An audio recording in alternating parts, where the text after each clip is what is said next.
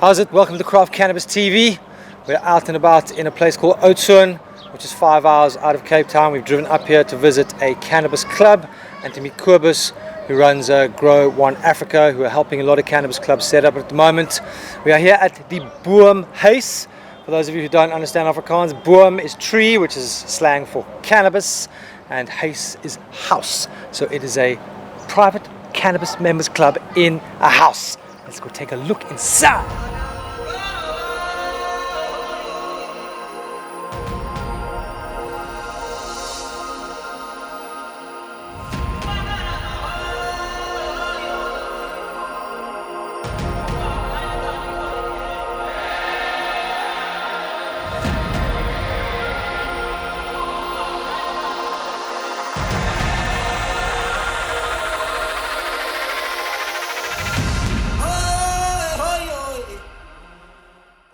I'm really excited about today's conversation with Kobus, who owns a number of companies, but I'm going to let you tell us about his journey in the cannabis space.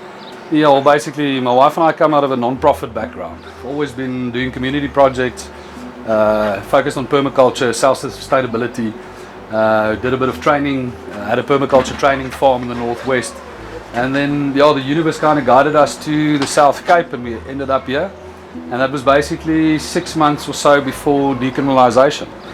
And when that happened, we just realized, the same as we're doing currently in our community projects, where we're empowering people to grow their own food and getting offtakes for them, we can also now do this with cannabis. Yeah. So basically the 18th of September 2018, I found my wife. She was busy planting seeds because the judgment just came through. And then by December 2018, we started a thing in the industry. Yeah. So let's talk about that thing. The thing. I know it's a Cannapacks. You were involved in Cannapacks. Yeah. So tell us the abbreviated story. Abbreviated version. I met the guys from Cannapacks like 6 years prior. They actually did an article on our permaculture farm, and that's how we got to know them. When I heard they had got something going in Brits, I paid them a visit. And with a couple of other friends, we sat down and proposed the model of a growers club where people can join and grow for each other. So we started up at Cannapacks, the first one that opened up outside of Brits. But then about 3 months in, we realized with Cannapacks popping up all over the show that everybody wasn't doing quite the same thing that we were. And on the day that I went to see the guy in George, he was actually being arrested. The cops were still there. And when the cop told me that he's coming for Oudtshoorn next, I'm like, but we had completely different models, and I had a look at theirs, and it was all about traditional healers and being able to sell the plant, which we fully knew we couldn't do yet and still can't. So I immediately phoned our public prosecutor and told her that, listen, I'm closing my shop, and we have to move away from what these people are doing. So what we basically did in short is we took this model, and this is now the social club growers model, and we proposed it to the National Prosecuting Authority, and I asked them as a layman, just tell me if I'm busy breaking the law or not. And it was such a chasing a tail situation, because I actually sent a letter back 2 months later referring me to the legal team that I used to formulate this letter for them. Yeah. So it's like, alright, so then we started One Culture. What a journey. We took all of this information that we knew or figured out by then, everything that the Spanish have been doing, Fields of Green have been doing. We put our own spins on it, we got our own legal opinions, and we then made a ridiculous 12-minute YouTube video, put it out there and said, if you want to do what we are doing, here you go, simple as that. When we opened One Culture in Oudtshoorn, we had 1,000 members in the first 2.5, almost 3 months, so the thing just flipping exploded. And with that came a lot of attention, from people, big businessmen, people that saw opportunities and whatever.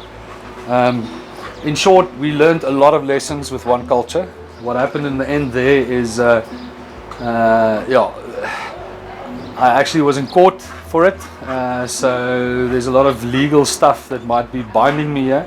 But in short, One Culture, I've got nothing to do with them anymore. I resigned there as director.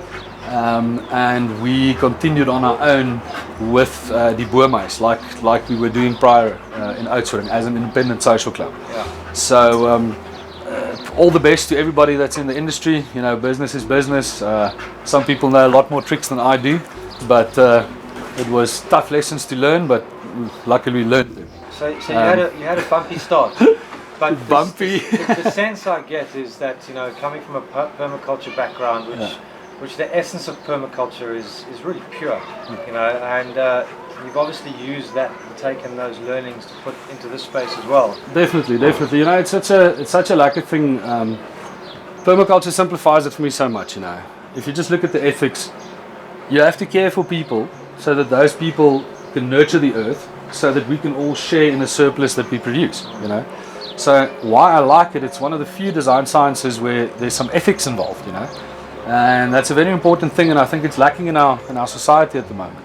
So we're really trying to build our business on solid ethics and on sharing as much information, because I believe that, you know, a starfish model as opposed to a spider model is what we should go for. And I don't know if you're familiar with that term, but with a spider, it's a great system if you build it with all these legs spreading out, and you can have huge influence, but if you cut the head, the spider is dead. Where if a starfish, if you cut one of those fingers, it becomes another starfish. You know, and I think in short that's our main goal, and that's our mission, is that we're just trying to, through helping independent people and businesses, you know, start their thing and pretty much do what we've been doing.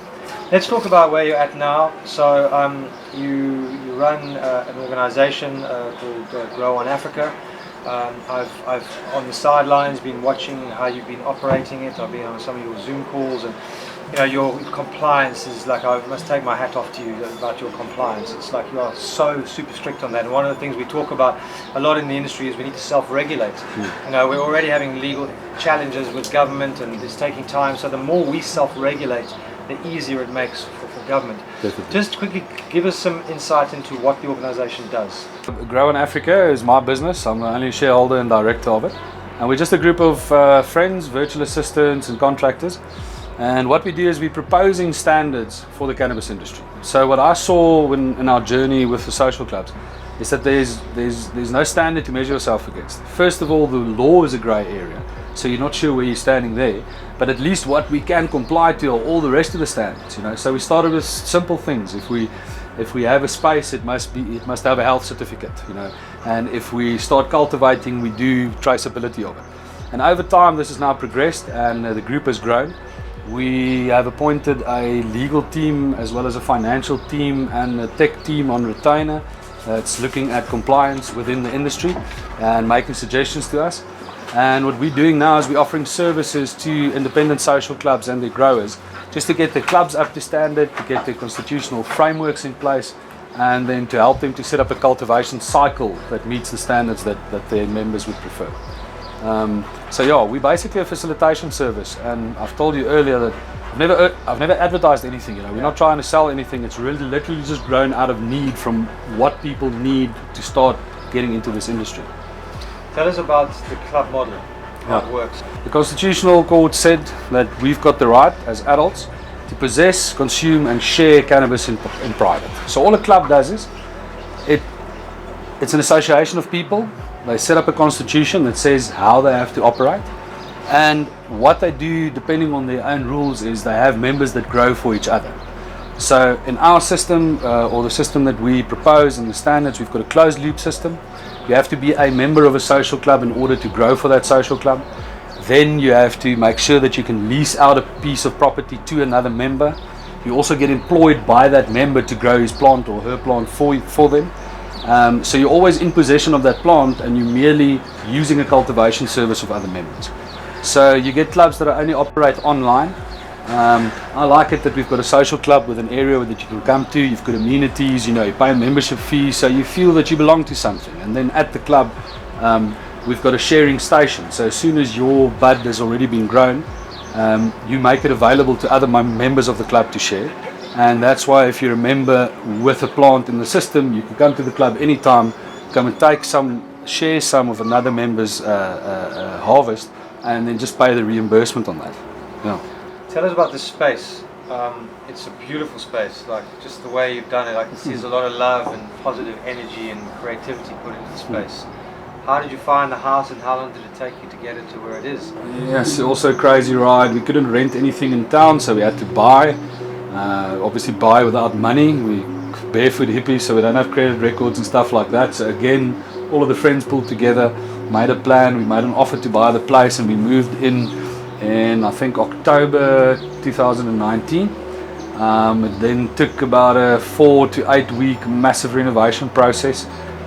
With friends that just pulled together, you know, a guy gave me a lift here and ended up staying for 6 weeks, doing all the art and stuff, and yeah, we were super lucky to get the property. You've got, you know, a whole lot of compliance processes and systems in place. Did you build those yourself? Yeah, okay, so built it myself is pretty rich. I facilitated it, so a lot of it is just based on existing international standards. And then obviously the club model. There's a lot of people in a lot of places that's done a lot of work on social club models. I've been able to luckily use all of that experience and tweak it slightly. It's been a huge help the last couple of months having a dedicated legal team on retainer to check compliance for us, you know, so just to have an extra set of brains to have a look at everything. That's also helped us a lot to tweak our models so that we are more tax compliant, and I don't think you've ever seen a stoner as happy or excited about tax as me. Pay tax. Yes, bro. And I can't tell you, it's been a mission for us from day one, is to start putting value back in the community, and finally we can. Yeah. Amazing. I think it's you know, that's what it's about. I mean, ultimately, you know, no matter how this goes down, it is going to open up. And the sooner people pay tax, the sooner the government can see it moving forward, the sooner it becomes a professional industry. You know? Where do you see the next 5 years for South Africa in terms of cannabis? So the only one of the things I really need to learn is patience. Yeah, I think we all need a bit of that. But I'm very serious when I say that we've got the opportunity to put ourselves ahead of the pack, but like head and shoulders above the rest within the next 5 years.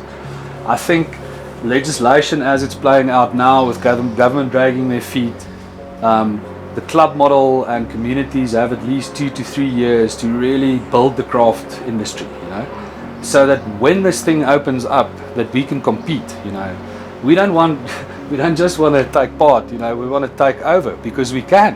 And it's one of those things where Africa should be leading.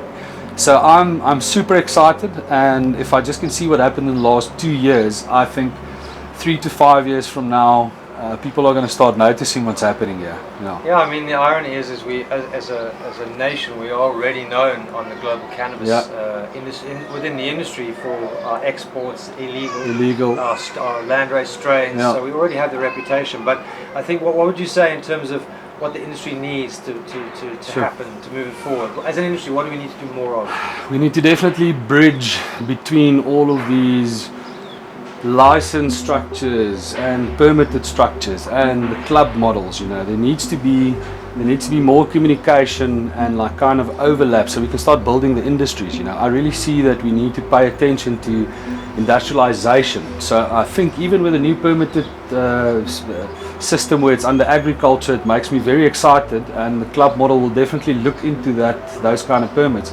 because we need to start micro manufacturing. We need to go into the industrial side of it. So yes, the call it the recreational side for the clubs is all fun and games and a good spearhead, but the next is definitely to move into industrial and then formalize it. You know, be the example, set that standard, so that we've got a working model for the next 2 to 3 years, and that then we can actively take part. You know. Absolutely, I think that's what it's all about, and it does need to move quicker, and I know I'm also impatient. But there's also a reason for that, because, you know, the longer we take, the less traction we lose. Exactly. And ultimately other African countries are going to come online, and we're going to get left behind. So I think that's very true. Well, listen, I really have huge respect for what you're doing. Compliance is like, I mean, your middle name, you know, and I think it's super important to set a good example and make sure people are doing things properly from the ground up. You know, we're ultimately dealing with a psychoactive substance. We need to take a certain amount of responsibility. So yeah, massive respect for what you're doing, and keep the fire burning. I look forward to visiting this amazing space many times. Thanks a lot. I'll make sure to get the dogs compliant next time. Cool.